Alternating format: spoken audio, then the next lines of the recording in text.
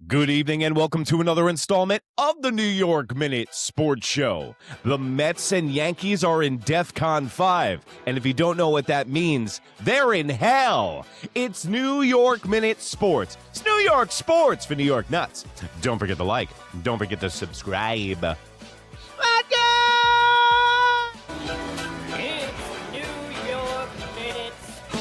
Well, there you have it, folks. Welcome to another installment of the New York Minute Sports Show. Don't forget to like. Don't forget to subscribe. I had to bring in some reinforcements. I had to bring in the big guns. You know why? Because I'm this close from driving myself to Bellevue the way that the Yankees have been playing baseball. But guess what? You are not alone. I am here. All right, I'm going to stop the singing, but the Mets and the Yankees are both in the dumpster of New York, and we're fighting the pizza rat for a slice of the pie. Mike from Pudgy Boy Sports with a Z. You're in purgatory, too. How's the coffee? It's brutal. It's fucking brutal. I can't take it anymore. If you're a Yankee fan, just for here, if you want to feel just the slightest bit better about yourself, just think about what I'm going through right now as a Mets fan, which is complete and utter purgatory. You know what? I don't want to sit here and compare who's worse, but I think that the New York Yankees are still in first place, which isn't a bad thing. But my question to you, Mike, is who's going to go first by the end of the season? Mendoza or Aaron Baboon, Bubbles, Buffoon? Whoa! Who's going first? Both ex-Yankees. Mendoza was on the staff of Aaron Bubbles Baboon. So if this continues, who do you see getting the axe first? I think it's Mendoza easily. I think they got he might be the Mets are in LA for the next 3 to play the best team in baseball, and then they are in Chicago to play the Cubs. I honestly think Mendoza is a bad road trip away from losing his job completely. Like one of those 2-4, 1-5 road trips away where the team falls about 6-7 games under 500. I think he's that close to losing his job as Mets manager. And know what's crazy is that the seasons of the New York Mets and the New York Yankees are eerily similar to each other because they started hot, looked like some of the best teams in baseball, the Mets and the New York Yankees. But then what happened?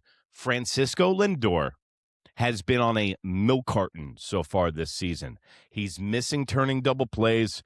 It looks like he is not happy with Juan Soto on this team. Mike, what are you going to do with this situation where your two biggest stars look like they despise each other? There's nothing you could do. They're just going to have to play better. Like Lindor is historically off to his bad start, which he has every single April. That doesn't mean we have to accept it, though, you know, as a fan, just because typical Lindor April, Yeah. and then he winds up with 30 homers, 90 RBIs, 30 stolen bases. That doesn't mean we have to accept it. Like, we need him right now with Soto on the IL. He's not scheduled to come back till April 21st. Thankfully, all things are good there, but you'd think with Soto down, Lindor would want to show even more that, hey, I could do this without him. It's not so much the slow start for me, dude. You've seen it. It's the mental lapses where Francisco Lindor just does not look like he's fully checked in to the 2026 New York Mets anymore. No, and I think he's been checked out ever since Juan Soto came to town. You know, like, listen, man, Lindor was the belle of the ball, literal personal friends with Cohen and his wife. Came in here. He was the Amari Stoudemire of the Knicks. When the Knicks were in the basement for all those years, they went out and got a big star. It's exactly what they did with Lindor under the tutelage of Cohen. And now that they have him, they bring Juan Soto in for $800 million. Juan Soto is making $500 million more dollars than him, and now he is the face of the franchise. They went out of their way to blow up the bullpen. I mean, they went out of their way to blow up the locker room, and now this is what they're left with.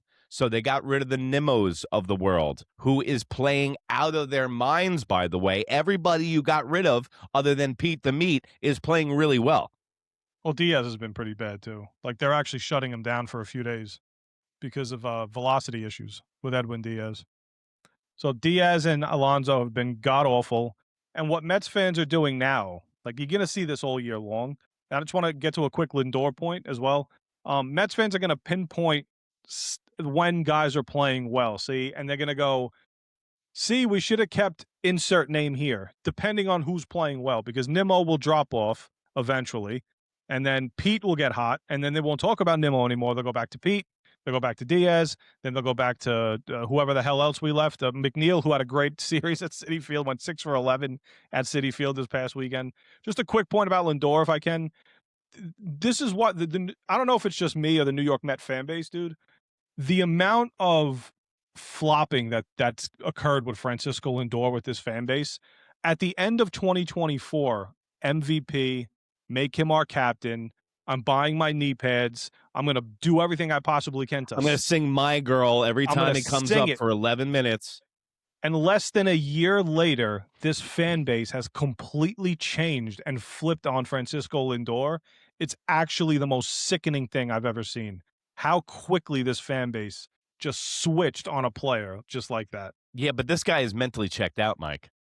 He does look checked out. The mental lapses, there's no, I'd rather the physical errors every single day instead of the mental ones where you're getting picked off. What if you get both from a guy like Jazz Chisholm on my team, whose brain and body doesn't work in a nice little combo mode? But getting back to Lindor and Juan Soto, the one thing that worries me about Juan Soto is the injury. Juan Soto usually never gets injured.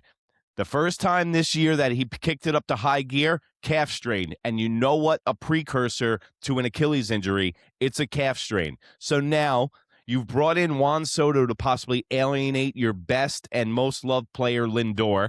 So now you've spoiled the pot on that one. And if Juan Soto goes down, God forbid, with an injury for the rest of the year, and you're left with a frustrated Lindor, the things on the New York Mets, it could get really ugly before it gets any better, Mike. Now, the question to you is, do you see them turning this around, or is this going to be a systemic thing all year? No, I mean, as an optimistic guy, I do see them turning it around. Like the pitching's been tremendous, except for 2 starts where the Mets just gave up their first home run in 11 games 2 days ago. I mean, they've been pitching all world. The bullpen's been tremendous. Aside from your former buddy Luke Weaver a couple nights ago, the bullpen has been absolutely tremendous. The starting pitching has been great. Aside 2 bad starts through the first 15 games, the bats just need to go. The guys on the back of their baseball card just need to perform. And it's 15 games in, and what do we know? We're not even a 10th of the way through the season. 146 of these to go. I tell fans they're already cursed from 2025 with the Mets, so the leash was going to be a lot shorter. I could give 2 shits about what those fans think anyway, but I do believe it turns around. I 100% believe things will start to click and turn around. But what goes up must come down, and especially with Luke Weaver and Lolev Dev that went over to the New York Mets this year, the reason that Luke Weaver was released from the New York Yankees is because he's been tipping pitches for the past 2 years. At the end of last year, he was getting shelled. ZRA ballooned up to about 5. They shut him down. They worked on him not tipping his pitches. Then when he came back in the playoffs, he would try not to tip his pitches. He would get shelled, and then he would fall back right into his old ways, kind of like a golf swing, and he would get shelled. The reason I think Lolev Dev is doing a better job this year, I think he's a National League guy. I think he's more comfortable. 2, he didn't miss 14 days of the season for maternity leave like he did last year with the New York Yankees. He came in, he did 1 series against the Brewers. He left for 14 days. So now he's got a much better start to the season for him. But what worries me is, Mike, when you set stats like this, like the Yankees starting pitching, how it's setting records and it's number 1 in baseball, like you guys got the best bullpen in baseball. It's number 1 in baseball. What always happens in baseball, Mike? What goes up must come down. You're never as good as you look. You're never as bad as you look. You're going to hover somewhere in between. Now, with the New York Yankees still being in first place, even after all these losses in a row, what has New York baseball lost combined 10 games in a row? 10 games in a row. Yeah. So the Yankees are pitching lights out with no offensive production. They're still in first place. The New York Mets is different. The New York Mets, I believe, did not go out and get enough starting pitching to start this season. They went and got Peralta. That's great. But The Mets could have done a lot more as far as starting pitching is concerned. The New York Yankees are going with a 4-man rotation right now. They're walking a tightrope, Mike, because if one problem happens with this team, you know everything gets knocked out of whack. So the New York Yankees and the New York Mets, pitching is their strong suit right now. Do you think that there's any correlation or causation to the fact that it's been probably one of the coldest Aprils in history in New York? I really do think. I really think so. Because look, dude, the Yankees are what, 8-7, tied I for know, the most yeah. wins in the American League. I mean, there's no other team in the AL that has more than 8 wins right now. And everybody could say, "Oh, well, who cares what everybody else is doing?" No, it matters. Context matters. 90% of baseball is hovering around one game over or one game under 500. The entire league seems like it's off to a slow start. Home runs are way down. Batting averages are way down to start this year. League And average is pitching, 226. horrible, dude. And we haven't seen the home run ball. Guys are hitting their first home run now. Guys from the Athletic, but they're also hitting it against the Mets. But Yeah. there's guys that are just getting started now. All of baseball, except the Dodgers and the Braves right now, are just seem like we're all off to the same slow start. By the way, Atlanta was my early underdog pick to face off with the Dodgers in the National League Championship Series. But also, I thought I was having an acid flashback last night, Mike, because I saw Gary Sanchez playing first base for the Atlanta Braves. I thought I had a concussion held over from my lacrosse career. But the New York Yankees, I'll tell you what's so frustrating about the New York Yankees. And I'm calling him today at 1 o'clock. It's Michael K. And I'm going to be his co-host from 1 to 3. Those are the rules of engagement. Well, let me tell you the rules of engagement this time, Mike. Trent Grisham is who we thought he is, and we let him off the hook. Combined spring training and regular season, he has 6 hits in his last 100 at-bats. He has 1 home run in his last 100 at-bats. His OPS is at 238. Good thing we gave him $22 million, and we're completely stifling the growth of all of our youth in our farm system like Jason Dominguez and Spencer Jones. What drives me absolutely nuts, Mike, is that they are sitting Trent Grisham against left-handers and playing this guy Gittrick. Gittrick is 0 for 21. Gittrick is a glorified 25th man on a baseball team. The New York Yankees have a big-time problem, Mike. You got a platoon at left, short, and third base right now, and you've seen Ahmad Rosario. He puts it together for a couple of weeks, and then he falls off a cliff. The New York Yankees are the have and have-nots, Mike, and even their big guys like Aaron Judge looks like he's regressing back to his rookie year with his at-bats, and I will put the at-bats next to each other on New York Minute for the postgame show tonight. But everybody is paying poorly. Aaron Boone and Mendoza.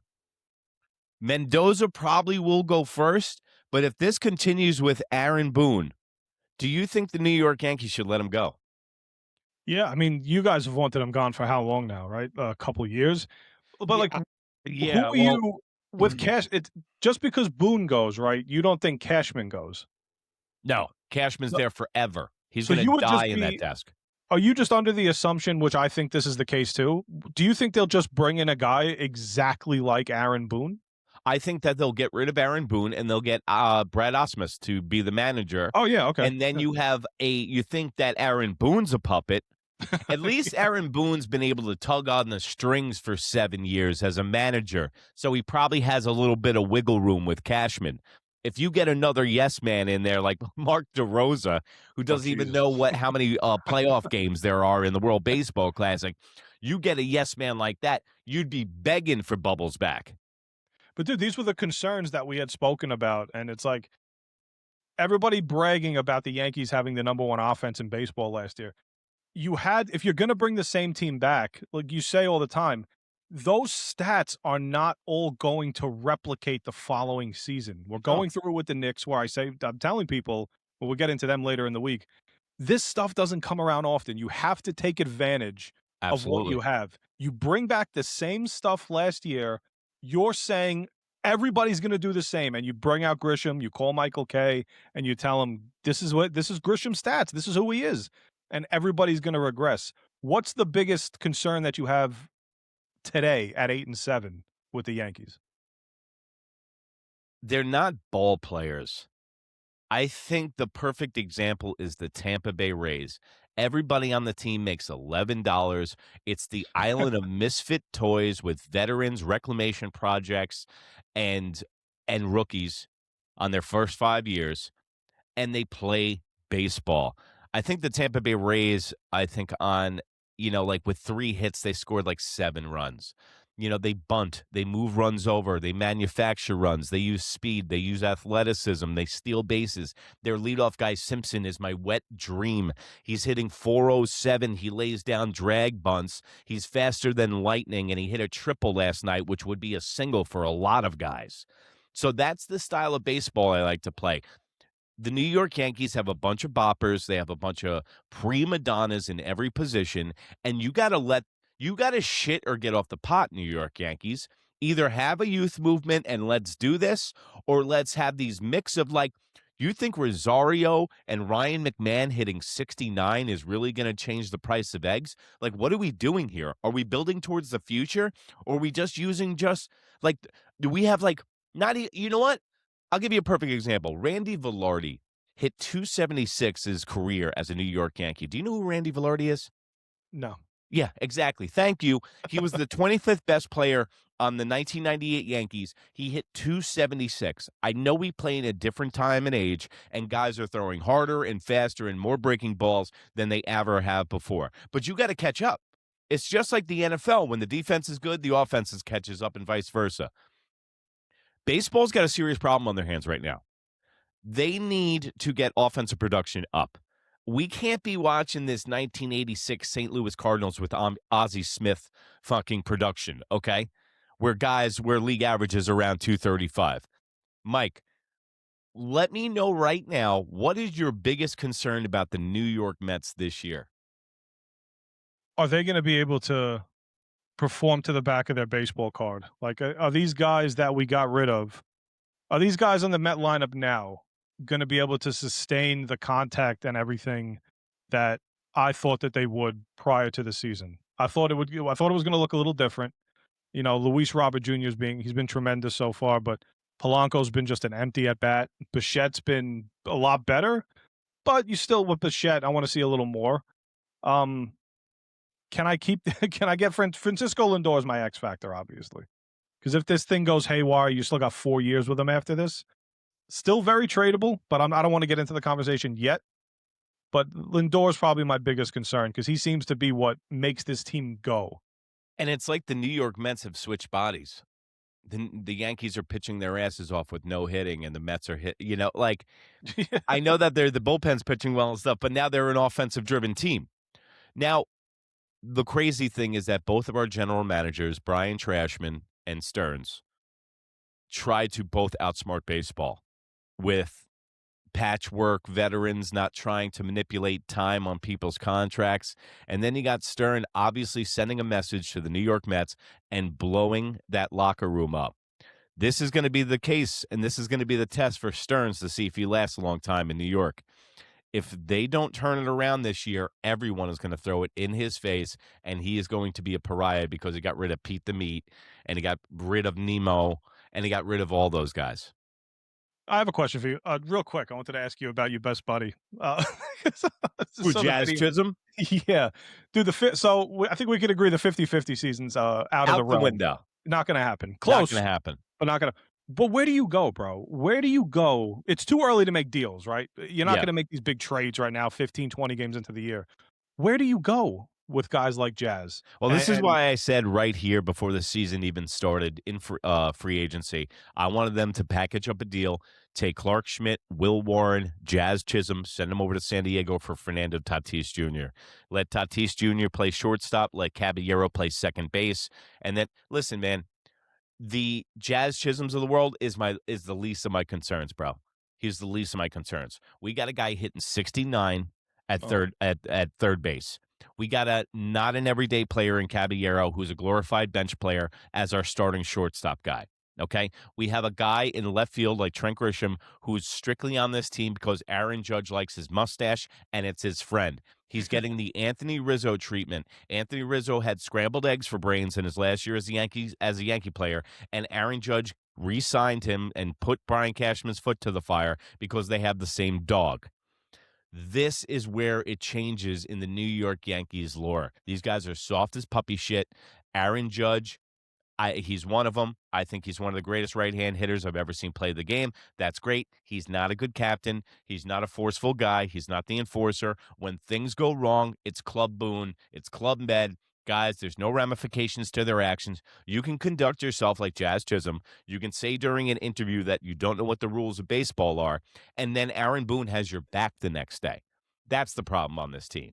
There's no Joe Torre. There's no Joe Girardi. There's no enforcers. Those days are over, Johnny. And that's why the brainiacs from Yale and Harvard, they sit at a computer and they go, oh, we can restock and run it back with the New York Yankees because these guys are going to have these projected numbers. Baseball's a gut test, an eye test, and a brain test, guys. It's not a computer test. Baseball's not played in an algorithm. It's played on a diamond. And that's exactly what it comes down to. And that's what I mean by ball players and guys that play the game. Look at the Miami Marlins. Pesky team, plays baseball, doesn't have all the talent in the world, so they have to make up for it in other areas. Tampa Bay Rays do the same shit. They've been doing it for 15 years. They took the 1990s version of the New York Yankees and they're throwing it right back in their fucking face in 2025. And Kevin Cash owns Aaron Bubbles. Cora owns Aaron Baboon. And that's the problem is when you have the fourth best manager in your division, that's a problem. And the biggest weakness of the run-it-back Yanks might be Aaron Boone. Yeah, it's a scary time in New York. I mean, Mendoza's on the last year of his deal, so and they got Carlos Beltran just waiting in the wings because you look at the position that he was hired as Mets manager. Well, he was also that's the thing. He wasn't hired because of the Astros cheating scandal. Are you cool with a guy that was cheating being your manager? 1,000%. Me too. 1,000%. I'm fine with that. That just shows that. Listen, man, I don't care. In baseball, everybody's a crook. Everybody's a criminal. If you're not trying to cheat, you're not trying to win unless you're giving millions of dollars to your interpreter. That's another story for another time. But how do you feel about ABS so far in the new year? I absolutely love it. I think it's one of the greatest things baseball's ever brought to the game. It is. And what is surprising to me is the fact of how actually good the umpires are. I know there's a couple of outliers, there's a couple of old guys that maybe need to hang them up, but it's actually given me more respect to see how good these guys are on a consistent basis. Jazz Chisholm, Caballero, and Fernando Cruz should not be able to challenge anything. Anything. And also, I find it ironic, Mike, that a guy with the last name of Judge refuses to challenge anything in his purview. No, it's plus his strike. You would think his strike zone is now the same as everybody else's, obviously, but it's like I love to see the strategy now more than anything of when guys challenge. When I see a guy challenge like in the third inning, a 1-0 count to make it a 1-1 strike, it infuriates me, and it should infuriate the rest of your ball club. Yeah, I love that dynamic of the system too. It's not just balls and strikes; it's when you actually put the challenges in, and it's actually been. There was a couple instances against the Mets where I was like, you know what, the ABS actually helped the other team, and then it's eventually going to help the Yankees. It's eventually going to help the Mets. So I'm all for it. I would tell my team after the seventh inning on full count with 2 outs.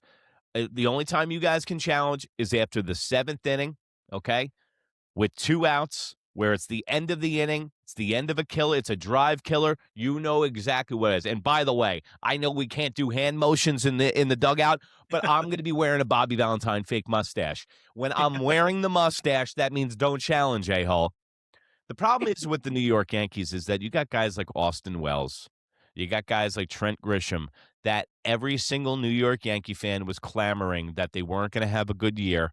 And then the New York Yankees, in their infinite wisdom, think that they're smarter than a game that's over 140 years old. And whenever you try to do that, Mike, that's when you get made to be the fool. So the Mets are going out to see the Dodgers. Good luck with that.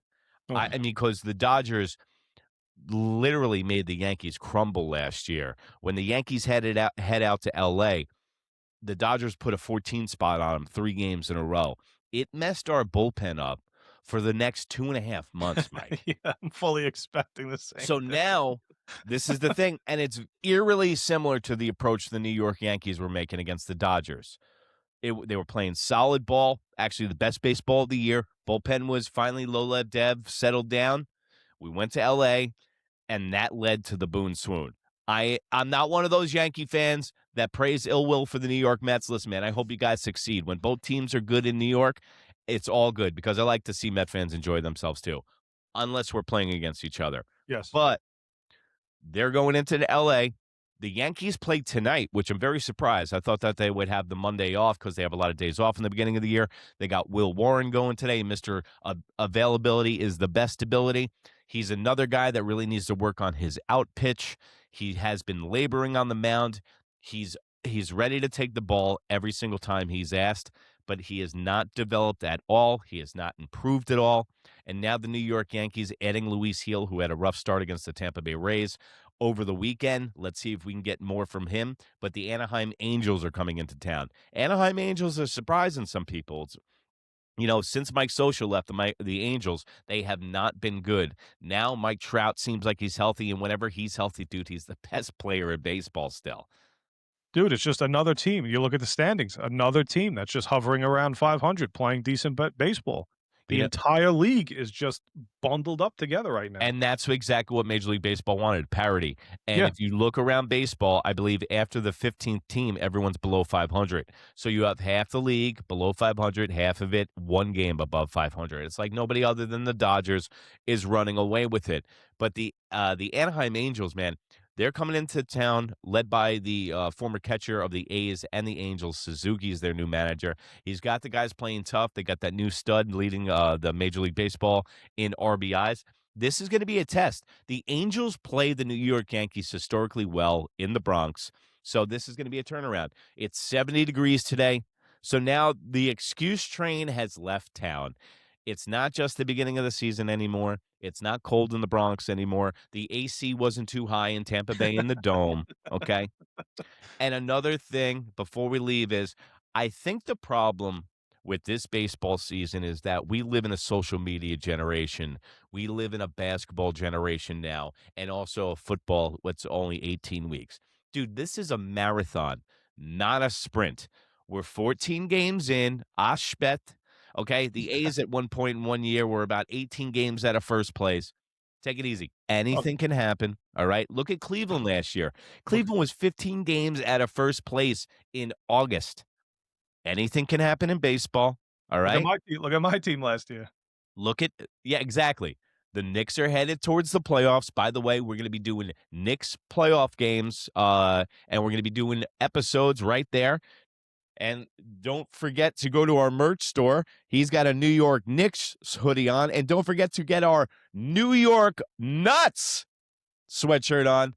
And go nuts for the Knicks and the playoffs. Go over to Pudgy Boy Sports with a Z on Instagram. His Instagram channel's blowing up. And it's New York Minute Sports right here. Don't forget to hit that blue little link right there. That's our merch store. And remember, it's New York Minute Sports. It's New York Sports for New York Nuts. And if you can't be good, be bad, baby. Good night, Canada.